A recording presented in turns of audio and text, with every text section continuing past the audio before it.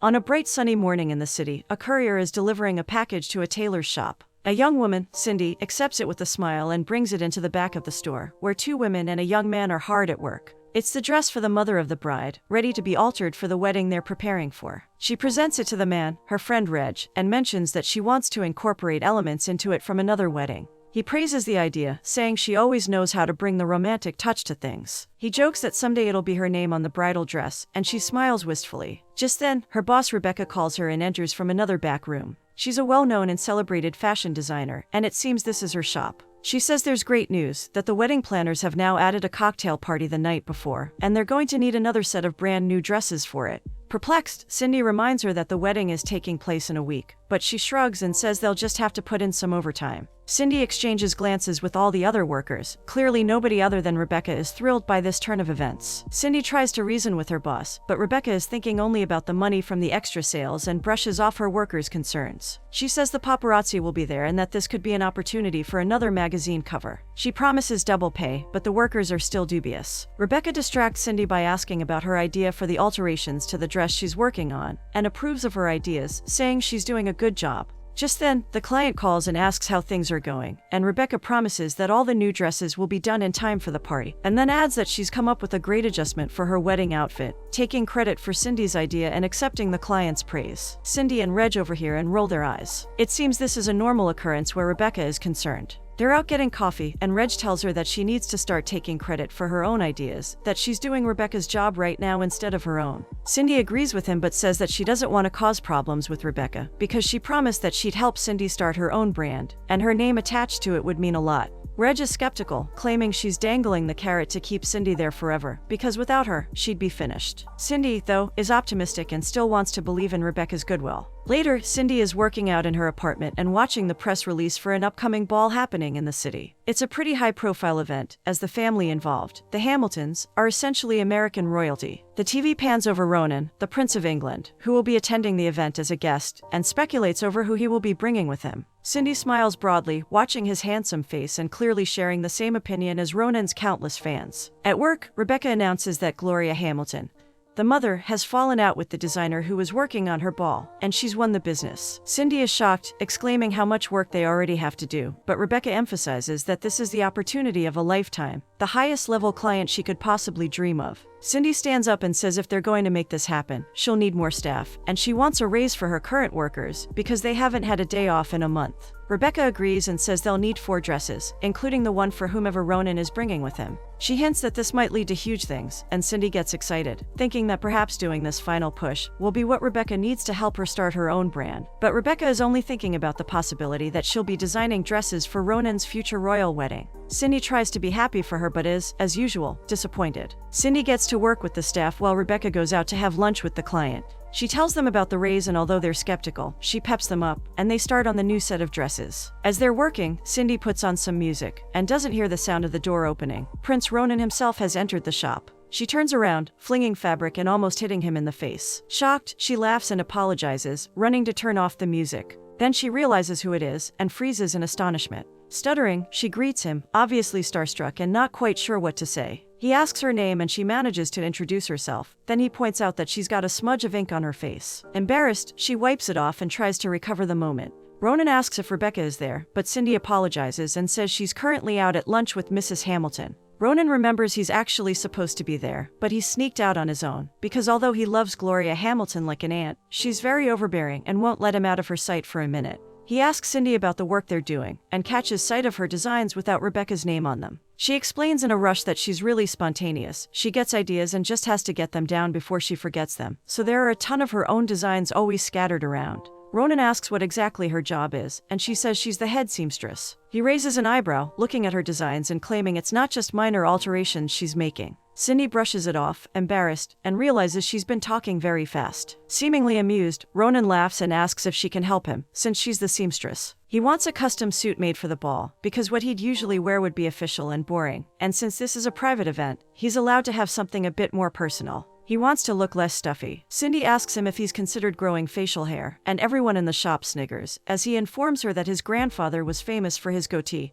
and he'd rather not emulate that. Cindy nods and says she'll pass on the information to Rebecca for him. Before he leaves, he smiles at Cindy, telling her it was nice to meet her, and insisting that she calls him Ronan. He jokes that she can't tell Mrs. Hamilton, though, or she'll tell the Queen. Cindy giggles, and the pair smile at each other. There's a strong chemistry between them. Ronan nods, waving goodbye to everyone else in the shop, and heads out. Cindy lets out a long breath, unable to believe what just happened, as the others all laugh at her awkward interactions with him. She sends them off to lunch to avoid the shame. However, Ronan isn't done. Before he gets to his car, he stops and turns back, heading into the shop where Cindy is now all alone. She's taken aback that he's returned, but quickly recovers and tells him of an idea she's already thought of for his suit, of which he approves. He loses his nerve a little and almost backs out, but then decides to go for it, whirling around and asking her to go to lunch with him. She's flabbergasted and says she couldn't possibly, because he's him, and she's just her. He laughs, asking why that's an issue, and she asks why he would want to go out with someone like her. He counters her back, saying why would she want to go out with someone like him, and without thinking, she admits she really does. But she's still too nervous and brings up the fact that he's meant to be at the lunch with Mrs. Hamilton.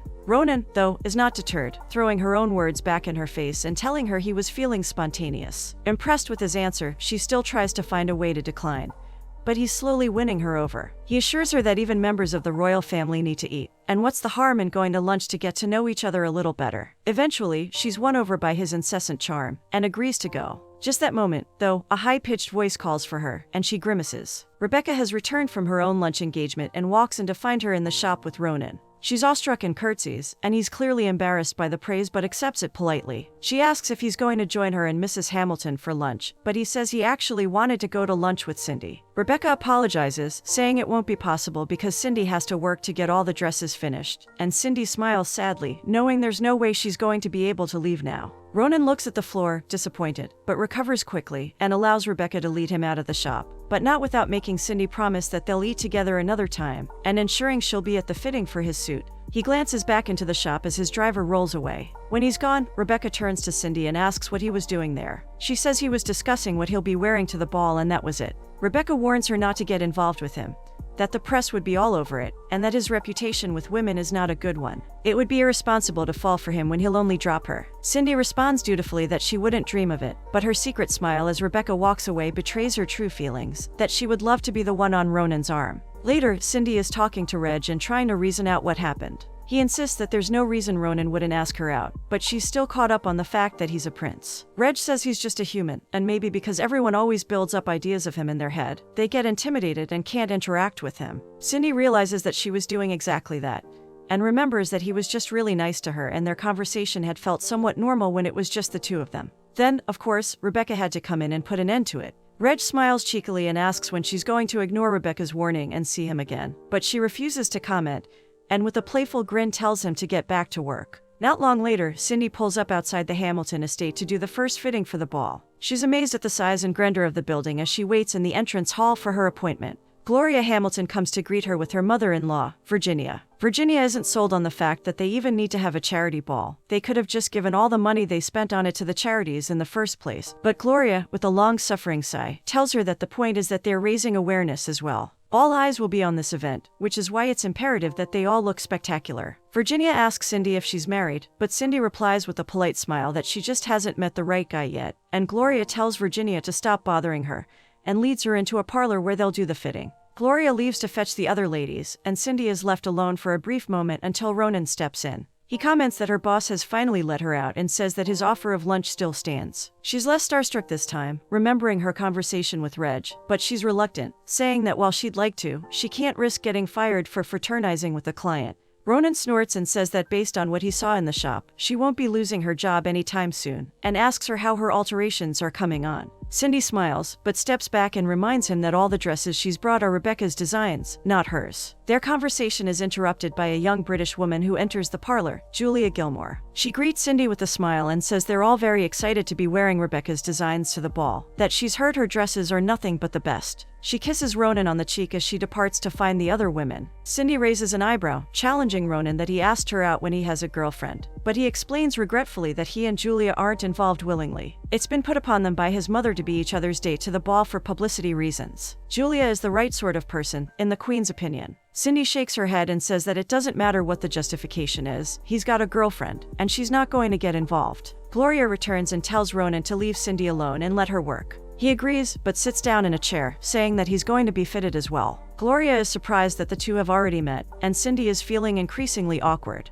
Gloria hurries her off to another room to fit the ladies, and Ronan stays in his chair, saying he'll await her return for his own sizing. Cindy is introduced to Brooke, Gloria's daughter, and shows her and Julia the designs Rebecca has come up with for the dresses. She's very professional, explaining how the process will go and everything they'll need. Brooke looks at the designs but questions why Rebecca isn't there to meet them herself, just as Ronan enters the room, clearly bored of waiting. He says he's sure they're in good hands, but Brooke rebuts him, saying sarcastically that she had no idea he was so interested in fashion until now, and the two argue, to Gloria's consternation and Cindy's embarrassment. Ronan leaves, and Gloria goes to find Virginia while Cindy starts taking the measurements for Julia and Brooke. Later, Cindy finds Ronan in the parlor and says she'll need to measure him, too, unless he wants to go back to looking stuffy in his old royal attire. He replies that he wants a Cindy Cordella special, and she reminds him it's Rebecca Raslin, but he isn't buying it. He apologizes for the confusion regarding his situation with Julia, and Cindy asks if it was really all that confusing, and with a meaningful look at her, he confirms that yes, it is. A brief moment passes before she collects herself and asks why he even wanted to go to lunch with her in the first place. He reiterates that it was a spontaneous moment. His whole public persona is governed by his family, and he very rarely gets the opportunity to do anything for himself, just because he wants to. His parents are grooming him to become something that he really doesn't want to be. Julia comes from a powerful political family, and it's all part of the chess game that is royal politics. He apologizes for boring her with his explanation, but she says it's not boring at all. He says it was refreshing to finally come to town and have a moment without any handlers, press, or watchers telling him what to do, and that meeting her was what inspired him to take hold of that freedom and go with what his heart wanted. Cindy is touched by his honesty, really hearing him for the first time, and begins to reconsider her initial opinion of him as a womanizer. She tells him, though, that the fact remains that he has a girlfriend. Ronan insists Julia's not his girlfriend, and Cindy asks poignantly if she knows that, to which he has no reply. Julia herself enters just then, and Cindy steps awkwardly away from Ronan, certain that she can feel the charged atmosphere between them. Julia questions why Ronan needs a new suit, and he makes his excuses, but Julia is clearly aware something more than mere professionalism exists between them. She tells Cindy that Virginia is ready for her, and looks at Ronan in disappointment as she follows her out. Virginia invites Cindy to the dinner party they're having on the weekend, in honor of the prince. Cindy declines, saying she couldn't possibly go, she'll be working. Gloria cuts in as well, claiming she'd never invite someone without Ronan's consent because it's his party. Ronan enters at that moment, shrugging and saying he's fine with it, with a charged glance at Cindy. Left without any excuses, Cindy is forced to accept, and Gloria says Rebecca must go as well. Reg is teasing Cindy about her attendance at the party, and she's laughing, saying that when Virginia invited her, everyone else in the room was looking at her like evil stepsisters. Reg is sure that Ronan really likes Cindy and tells her to go for it, but she still refuses, not wanting to play any games or get involved when Julia is still Ronan's date. At the shop, Cindy breaks the news to Rebecca that she's been invited as well, and explains that it's not because of Ronan, but that Virginia invited her so that she can interact with the clients and get to see how they move and walk, so she can personalize their dresses. Rebecca buys the story, but makes it clear that everyone needs to know that they are wearing Rebecca Raslin designs. Cindy agrees, and after Rebecca leaves, Reg shakes his head, disapproving of Cindy's willingness to let Rebecca take advantage of her. Julia calls Cindy and tells her that all the girls are going to dress super casually for the party. Cindy sighs and takes off her fancy party dress, believing her and deciding instead to go in jeans. When she arrives, she sees that it was a trap. Gloria is flabbergasted at her appearance. Julia and Brooke find her at the entrance and pretend that they had to call the plan off, tittering together as Cindy heads off to find a drink in shame. Ronan finds her and compliments her style choice, but says he'd have picked a better shirt. She's mortified that he's seeing her like this, but he knows immediately that one of the girls put her up to it, and says it's because she's a threat. She's real, and it reminds them that they're not, and makes them jealous. He promises her that she'll get the last laugh, and takes her off to have some food. Rebecca arrives, and everyone fawns over her, saying how marvelous she looks and how amazing her designs are, and she laps up the praise. Virginia approaches Cindy and comments on her outfit, but rather than making a cutting remark, she compliments her, saying she wishes she could go out in casual clothing, but the whole family is always dressed up. She misses being able to relax, but the politics around it make it impossible. Just then, Ronan comes into the room wearing a printed t-shirt, black jeans, and boots. Gloria and Julie are horrified, but Ronan ignores them. He wants to play a game before they have dinner. Everyone gathers around and joins in. The game is to pass a ball from one person's elbow to the other person's, without it touching the floor or either person's hands. Ronan is paired with Cindy, and they're having fun, trying to pass the ball around. But Ronan moves a little too quickly and trips Cindy up, and she falls into Brooke, who spills her wine all over herself. Mortified, Cindy runs away, apologizing profusely. She sits alone in the garden until Ronan comes out to find her. He assures her it really wasn't a big deal, but Cindy feels as though the Hamiltons hate her. He admits that they haven't been the kindest, and tries to lighten the mood with a joke. Cindy, though, sighs and says she should have known better. Ronan asks her why she came, and she tells him he knows why. There's a long moment between them, and he explains that his reputation is just down to the press. He's dated a lot, but it's because he hasn't found the right person. Cindy looks into his eyes, exploring the meaning of his words, and alone in the secluded garden, the moment feels just right. They're about to kiss when the sprinklers come on, shocking them. Ronan grabs her hands and spins her around playfully, and they dance together, laughing, as the water rains down around them. Later, they're inside, drying off by the fire, and Cindy asks if she can leave out of the back door to avoid everyone. Ronan tells her that regrettably, it's impossible, but at least it's a party she won't forget, and she made it better for him by being there. She laments that she'll lose her job over it, but Ronan shrugs it off, telling her Rebecca knows she's indispensable. He tells her she's the real genius and people ought to know it. Cindy admits that she designs the dresses, but that her job with Rebecca is a part of the path to opening her own shop, and that she couldn't fit into high society like her boss does. Ronan says that perhaps it should be the other way around, that those people should try to fit into her world. Cindy turns to him and asks why he's so unhappy. Looking into the fire, Ronan explains in a morose voice that when he was a child, he used to help his grandfather restore antique furniture. He loved doing something that felt tangible, but now, he's got so many obligations that he's never allowed to do anything he enjoys. He would love to do more, to engage in philanthropy or give back somehow, but his responsibilities keep him from ever doing anything that feels like he's doing good in the world. Cindy stares deep into his eyes and asks him slowly what the real reason is that he asked her to lunch. He repeats that he was being spontaneous and living in the moment. She says that that's exactly what he should keep doing. Nobody can stop him from living his life, not even his parents. Julia has been listening to the whole conversation and steps in with a thin smile, telling Ronan he's required at the party. Ronan asks Cindy to wait there, saying Virginia wants her to stay the night. But as soon as he's gone, Julia hands her her coat, informing her a car has been called. Julia walks her out and explains that Ronan's been down this path before with other girls. She's not angry at her, she's trying to look out for her, because in the end, he always has to return to the real world, and Cindy will be the one who ends up hurt. Cindy wipes away tears and heads for the exit, as Ronan returns to the room to find her gone. On her way out, though, she's caught by Virginia. She tries to get her to stay, but Cindy insists she has to go home. Virginia tells her that some people in the family like her very much, and she shouldn't pay attention to those who don't. She wants Cindy to return to the house to talk about her dress for the ball, and on the pretext of business, Cindy agrees. She drives away from the house just as Ronan runs around the corner calling her name. He's distraught watching her leave, and he turns to Julia, venomously asking her what she said.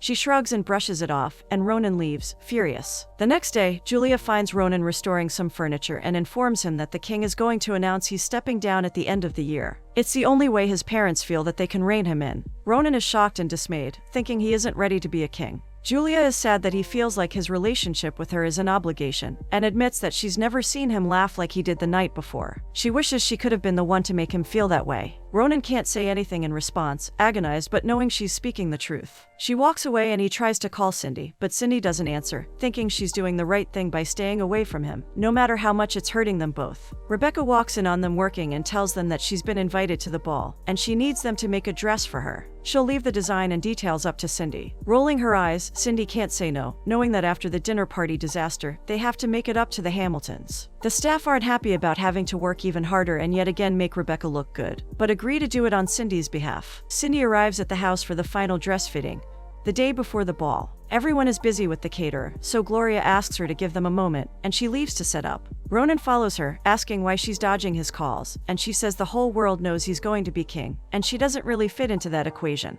He's upset because they've talked about this before, but she's determined to keep it professional. She shows him the suit she's made for him, and he loves it, saying it's perfect, and he knew all along she was the real genius. She thanks him, but doesn't allow the conversation back into the romantic sphere. Sad, but accepting, Ronan walks away to try on his suit and let the ladies fetch their dresses. Cindy stares after him and has to catch her breath. As she does so, a waiter puts a chocolate fountain down behind the rack, and disaster strikes. The fountain topples over and soaks the dresses in chocolate. Cindy gathers them up, promising the women that she'll fix them. They're aghast, claiming the ball is the very next day and it'll be impossible. But she asks them desperately to trust her, that she can get it done, she can fix them. As she leaves the house, Julia catches up with her and apologizes for what she said. She explains that she wasn't ever really after Ronan, she just knew what it would mean to be with him. But now that she's seen him truly happy, that isn't enough anymore. She wants to see him happy again, and if that means giving him up, she will. Confused, Cindy asks her what she should do. Julia just smiles and says all she needs to do is fix the dresses. Back at the shop, Cindy is about to start working on making new dresses when Ronan rushes in. He wants to make sure she's okay. She explains that they ran out of fabric, so she'll have to use what they have in stock, which means she's going to have to make 4 new dresses. He's amazed that she has managed to come up with 4 new designs, and offers to help in whatever way he can. As they're about to start work, Reg comes in from the back, saying he hasn't started his vacation yet, and he wants to help. Grateful, Cindy agrees, and the 3 of them set to work together. They pull an all-nighter and manage to finish, but pass out afterwards from exhaustion. Ronan awakes to a phone call from Gloria. It's almost time for the party, and they can't get hold of anyone, so they're panicking. He wakes up Cindy, who's asleep on his shoulder, and she finds out she's got a dozen missed calls from Rebecca. She calls her back, telling her everything's fine, and soon she and Ronan will be in the car and on the way. She hugs him tightly, thanking him for all his help. The ladies are waiting when they arrive. They ask Ronan where he's been, but Julia says it doesn't matter where he was, with a small smile at Cindy. As they never saw the original dresses, they won't know anything has changed, so Cindy tells them it's exactly the same design. Ronan goes to get changed and asks Cindy to wait. All 4 of the dresses are beautiful and fit perfectly, and Ronan looks excellent in his suit as well. The family pose together for photos as Cindy watches on. Rebecca finally arrives and once again, they heap praise upon her for the last-minute save. Cindy says nothing, but Ronan can't bear to see her slighted again after all their hard work, so he outs her, saying that Cindy is the real designer and he knows because he watched her do everything. The family are shocked, but Rebecca turns to Cindy and admits that for the last 5 years, she's been the brains behind the designs. She offers Cindy to become her partner in the business. She can't bear to lose her, so she wants her to keep using the Rebecca Raslin brand, but she'll give her full credit from now on and they'll be equals. Cindy is delighted and accepts, knowing that having the clout of Rebecca's brand behind her will be a huge boost. Gloria leads Ronan away and tells him to let Cindy go. She's responsible for him while he's in the US, and she can't let him fall in love with whoever he wants. She reminds him of his responsibilities towards the royal family and that he'll be king soon. He can't avoid it any longer. Ronan tries to tell her that this time, it's different, but she won't be swayed and leaves him downhearted and dismayed that his family can't support him. Julia approaches him at the ball and asks him why he didn't tell her how he felt about everything. He shrugs and replies that it's because she didn't want to hear it. She feels awful about what she's done, because she recognizes that he's in love with Cindy. He tries to protest, but she says she hasn't been counting on their arrangement. She's got other options, and he should stop worrying about what she and everyone thinks of him. He's a romantic, and he should go after the person that he really wants. Spurred on by Julia's support, Ronan decides to find Cindy. Virginia catches him on the way out, and tells him she'll keep his departure a secret. As Julia starts to dance with the handsome Hamilton heir, Ronan arrives at Cindy's apartment and calls to her from the street, exclaiming he doesn't want to be at the ball without her. She looks out of the window, excited that he's come back for her, and grins broadly at him. They re-enter the ball together, Cindy wearing a beautiful sparkling dress. The whole room turns to watch them in surprise and awe, although Gloria looks thunderous. Julia offers a word of encouragement, and Ronan leads Cindy onto the floor to dance in front of the eyes of the whole world. At the end of the dance, he leans in, ready to make a statement, and they share their first kiss. The gathered crowd cheers and applauds, and even Gloria is smiling as she can see the two are truly in love. Ronan dares her to do something spontaneous, so she leaps away from him and starts dancing alone, to the laughter and applause of the onlookers. Soon, everyone joins them on the floor, and Ronan kisses her again, as they prepare to dance through the night.